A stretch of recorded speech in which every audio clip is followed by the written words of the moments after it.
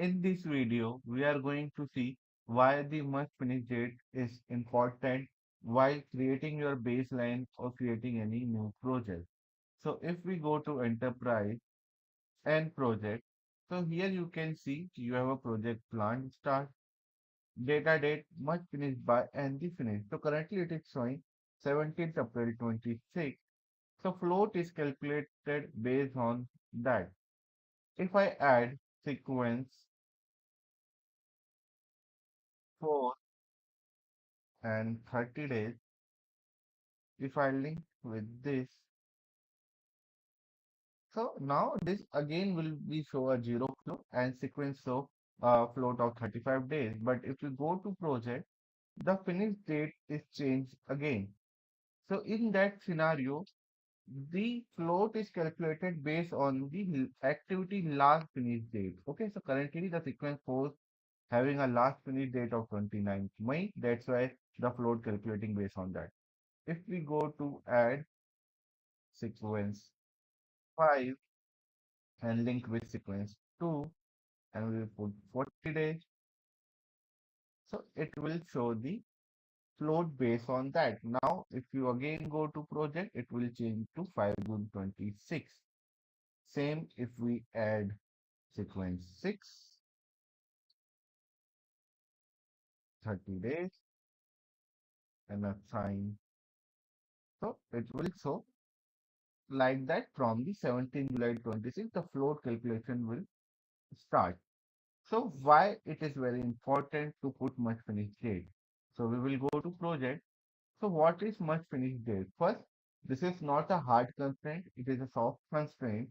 So every project has a timeline to complete your project, like 2 years, 3 years, 27 months, or 4 years, 4.5 years. So every project have their certain timeline to complete your project.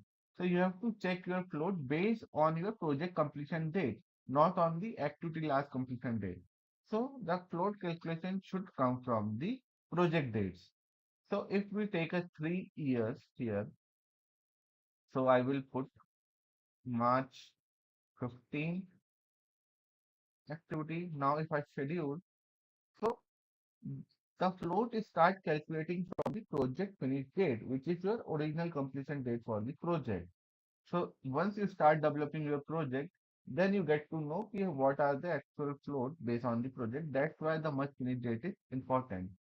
And again, why you require must finish date, I will show one more example. If I add sequence 7 and I put here 720 days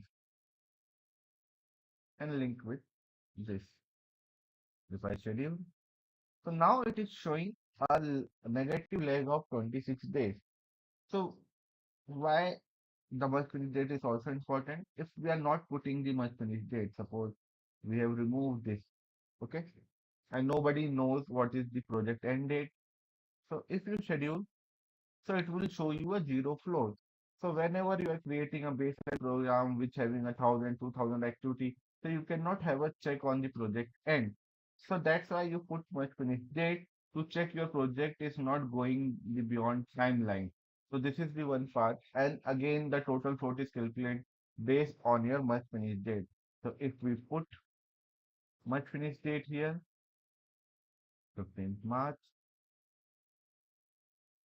and schedule, so it will show a negative float, so we can reduce this 670. So now float will be calculated from the 15 March. So it is around 24 day. If I add 24 days here, 694, so it will show me a zero float. So like that, the must finish date is very important while you are creating your baseline. And this is the soft constraint, not a hard constraint. So you can use this in your project, and must finish date can be given during the creation of your project because you know your project timeline.